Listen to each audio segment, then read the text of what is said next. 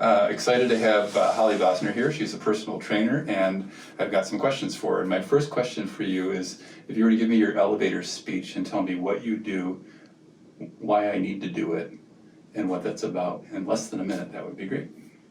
Well, my business is called Original You Training because my personal belief is that when we're children, we start out naturally happy, flexible, strong, fearless, confident. We love who we are and we just want to have fun learning and exploring the world. And as we get older, it seems like we lose a little bit of that confidence and strength and mobility and just joy. And it kind of shapes the way that we approach life in general. So my personal belief is I want to try to do everything I can to bring you back to the original you. Oh, that's really cool. Yeah, so I'm a strength coach. My background is in CrossFit and powerlifting. I'm not really a bodybuilding coach, but which is typically what people think about when you say I'm a personal trainer. Right. So I like to think that I coach people to be strong in their mind and their body and build their confidence so they can try new things that they've never done before and kind of surprise themselves with how strong they can be mentally and physically. That's really great. We're born to move, right? Absolutely. And we forget to do that, right? Yeah. And we sit in chairs all day long, and we become the chair, we become that position, and we forget that we're supposed to be supple and stretched out and all of those things. So when you talk about strength and powerlifting, what does that mean to someone that isn't familiar with those terms? Well, to me, since I'm kind of a functional movement coach, it's, if you're a mom, like, does your back hurt when you have to bend over to pick up your kids? Can you carry your groceries from the car into your house? Can you help move furniture? Can you keep up with your kids when you're going out on the playground and one of them takes off? If you're a dad or just a person in general, like, how painful is it to get on the floor and get back up? Right. Just little things that we do every single day. And if you have something like a cranky shoulder or a bum knee or a bad back, those little things can become excruciating. And if you can't do the functional movements of life, then how do you then take it a step further to enjoy life and try maybe a sport or activity that you'd like to try? It kind of just dampens your confidence in general. One thing I like to ask my clients is, when we're doing our orientation, I always ask them, what are all your aches and pains and past injuries, so that I can get a better idea of physically where they're at, where they need help, and where their strengths are. And more and more, it seems like people are just coming to me because they want to be pain-free. It's not just about losing weight, it's being able to be stronger so they can be pain-free. About that quality of life, right? And having a better quality of life, right? So how does that transition into the gym? What is that? So I'm coming in to see you, I've given you my list of woes. What would that look like in the gym? What type of activities would they be doing? Well, it depends. On the person, right? Every person's unique. Right. Everybody's looking for a different thing. Right. What are some commonalities that you'll work on though in the gym? Typically people just want to build a routine. They want to get accountability. They want to know how to do and execute movements in the gym safely, whether that be on the machine equipment, barbells, free weights, gymnastic movements, core movements. And so I kind of figure out what they need. Not everybody is a candidate for CrossFit, or some people like the idea of it, but then when they try it, it's not really a good fit for them. So even though that's kind of like my love, and lifting heavy, like powerlifting, that's what I love to do. There are some people that benefit from more structured bodybuilding or rehab type exercises. Or like I may have a mom that comes in that wants to do CrossFit, but she actually needs pregnancy rehab for her core. So then we have to like back it down and do like the little steps until we can get her to the point where she can participate in classes. But CrossFit classes are typically a mixture of all sorts of cardio, running, jumping, jump rope, rowing, skier, biking, barbell, Olympic weightlifting, powerlifting movements, and gymnastics. So it could be pull-ups, it could be muscle-ups, it could be handstands, like, or regular body weight movements like push-ups and sit-ups and things. Whereas powerlifting is more your big three, your back squat, bench, and dead. And seeing over a period of time with some mindful programming how strong you can get. Sure. Typically though, when people come in and they have zero experience, they feel more comfortable with a bodybuilding routine, which is more about isolating different muscle groups, learning about them, how to target them. So depending on how much time they want to spend in the gym or what their ability to execute is, I build them like say a 2-pack or a 3-pack or a 5-pack workout program, teach it to them in either half-hour or hour increments depending on what's appropriate for them again, and then they either like me there to babysit them and hold their hand, or some people are just super motivated, and once I teach them the routine they're off and going. So that's great. My personal belief is I look at myself like a big sister because I'm the oldest of 5, and I'm like, I'm just here to show you around, hold your hand until you don't need me anymore, and then off you go to party and experience life. But that's great. So during your time, you've probably seen a lot of incredible transformations. Is there any transformation that sticks out in your mind that you'd like to share? There's three that are really huge for me. I have an older client. She is in her 60s. She came to me and she's been fairly active her whole life. She's had personal training in the past, but she just couldn't lose the weight that she wanted to. But she just has this curiosity and this energy where she wants to try things, and she's super coachable and very down, you know. That's great. So we put her on a workout routine and kind of cleaned up her diet, and then she dropped some weight and she started to plateau. And then I was like, okay, like how serious are you about, you know, really trimming down if you say this is what your goal is? She said, ready to go full bore. So we tweaked her diet again, and the progress she made in just like 3 months was huge. Pounds and inches down, but just her energy level, because she's on her feet all day and very active with her job. She likes to work out 6, sometimes 7 days a week because, you know, for her it's like pulling her back, you know, to avoid overtraining. But she had a tremendous result there because she was coachable and she had a goal and she did what she was told and she slayed it. Another client that I love is a very special lady. She has cerebral palsy, and when she was a child, she was able to walk without crutches. Sorry, this one gets me a little emotional. And when she came to me, she was a little overweight, and she was like, Holly, if I don't get some help, I'm gonna end up in a wheelchair. So she just came to me because she wanted to be stronger. She wanted to not be in the wheelchair. And this gal has been with me about 3.5 years, and she is the hardest worker. She just wants it so bad. Like when you say no excuses, she takes it to a new level, and she will come in and work out with me for an hour. She does whatever I say.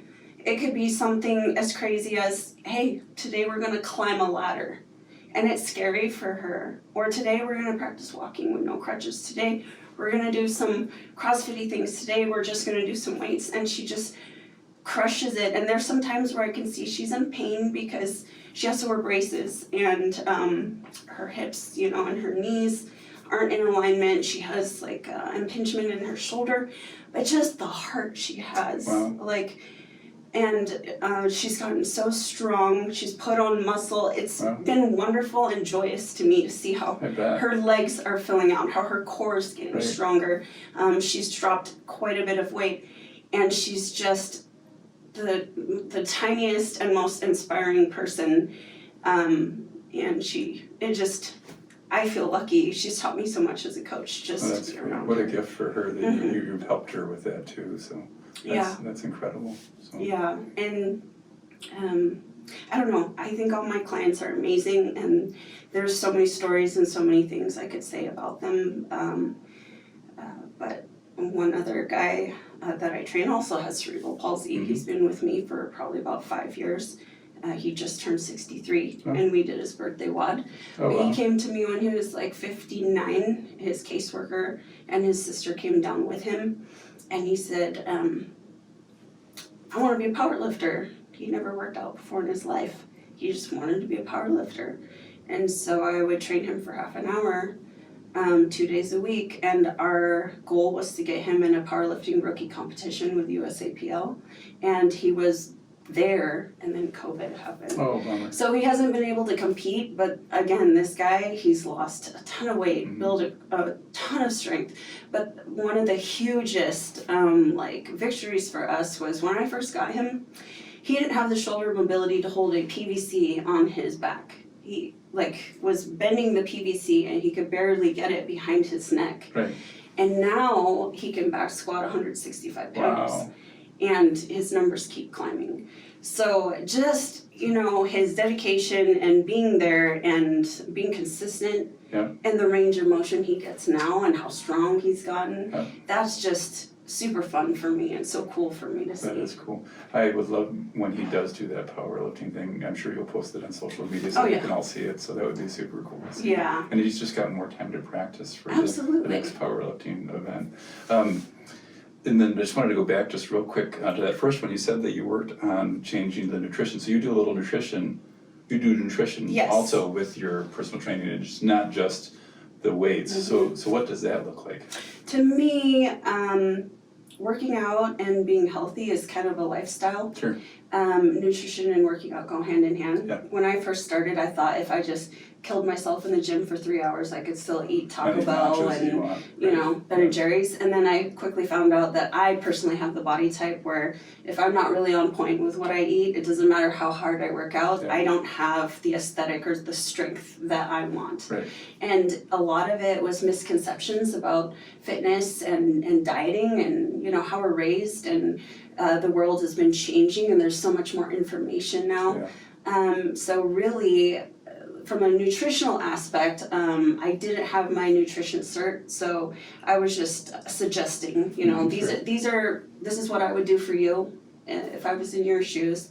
I am getting my nutrition cert this year though, so that I can officially tell people what to eat. But there's so many different diets out there. I have clients that like to eat paleo, I have clients that like to do keto, and then I have clients that like to do macros. I've personally had the most success with macros. Sure. So it just depends on what they want, but basically when I get a client and they tell me their biggest goal is losing weight, I'm like, okay, how serious do you want to be about changing what you eat? Right. And then trying to make it easy. So it's not like because food a should be shock. enjoyable, right? Exactly. Yeah. It's like That's you don't what we want to hate forget. life. You can eat healthy, but still have food that's You can still enjoyable, spoil and yourself, that's what yes. people, They don't understand No, it. they think it's the carrot and the salad, and Yeah. that's all you get. So, Yeah. yeah. But yeah, it really is just right now we're doing a 5-week nutrition competition. Oh. I usually do 2 or 3 a year, just kind of like a fun thing in the winter before bikini season, and then in the fall So what does before the that look holidays. like? So I found a lot of times when people do diets, they'll be like, guarantees in 21 days. Right. Because, it takes at least 21 days for you to start to see results in your body to switch over to drop some weight.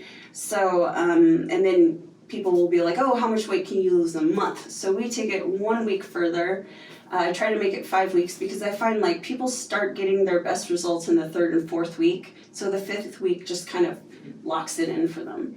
So, it's more of a lifestyle and participation challenge, not a biggest loser challenge. Okay. So it's not about pounds and inches. Right. The girls and guys get points for following their meal plan, whatever it is that they choose at the beginning of the challenge, drinking at least minimum 100 ounces of water, doing a workout, checking into the gym so that I know that they were there, logging their food, their weight, their sleep, And then the fun part is the mystery challenges. So like we might have anything from, today wear everything that you can find that has a flower on it and you get 5 points per item. So it makes it fun. yeah, everybody will just get crazy and layered up and come to the gym, and then we count out everything, and it's just kind of silly and fun. But then sometimes the mystery challenge is like, post a picture of your favorite cheat meal and then post your healthy adaptation for points. Or then we have more like your mental challenge, where I'll be like, okay, let's post something like 3 things that we're grateful for, because being grateful kind of shapes the way that you view the world, your workout, like your environment, the people around you, and choosing to think a certain way can really help you physically and with your health. Changes all your stress hormones Exactly. and the whole bit, which actually changes the weight that you put on and that type of thing. Yeah, so I like to think of it as like a lifestyle challenge. Right. Awesome. Yeah. So my last question for you is, I've asked you a lot of questions. Is there any questions that I haven't asked you that you think you'd like to share? I'm kind of like a fan of a more holistic approach for medicine. Like my personal background, I've had very acute asthma and allergies ever since I was a kid. I feel like sometimes when you are born with things like that, you get used to being uncomfortable and you think it's normal. And I get a lot of people that come to me and they don't know that they have like a food allergy, or they don't know that they have a sensitivity, or they don't know they have PCOS, and so they feel sick all the time, or they can't participate in things because they break out in rashes and they don't understand what's wrong and nobody's helping them. And it seems like when they go to the doctor, they're not getting answers, they're not getting help. And it's frustrating to me that there's people out there looking for answers to their health questions and they're not getting assistance. So for me, what I love to do is kind of, start with the nutrition, the skeletal system, and the muscles, because I found as a trainer, and this is not just a plug for you, the way your bone structure is really affects your quality of life. And it's amazing to me, how I can look across the room and watch a girl squat and be like, oh yeah, your hip's out. Yeah, you need to go see the chiropractor. Or especially if you've seen different people squat hundreds of times. Yeah. You know what normal is, and you know what normal isn't. So.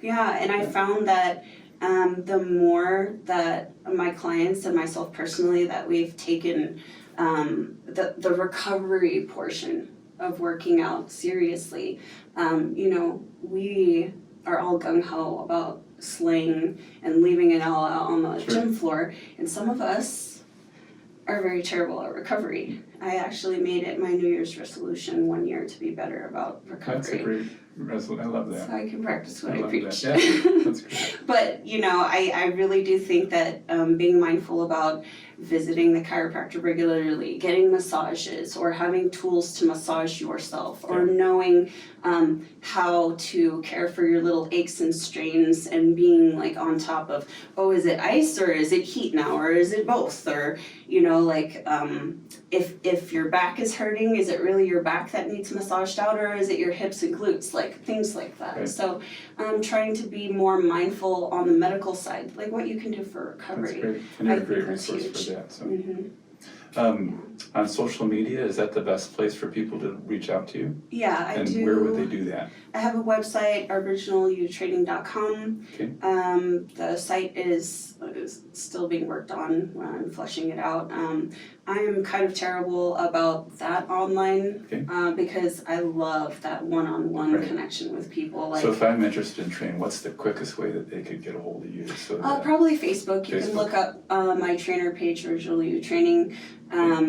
And then I'm based out of Anytime Fitness here in Ephrata right now. Okay. And my business card's on the front counter, and we're usually in the back playing very loud music and having a kick-ass time. That's great. I really appreciate you coming today. This was really great. I learned a lot from you too, so I appreciate it.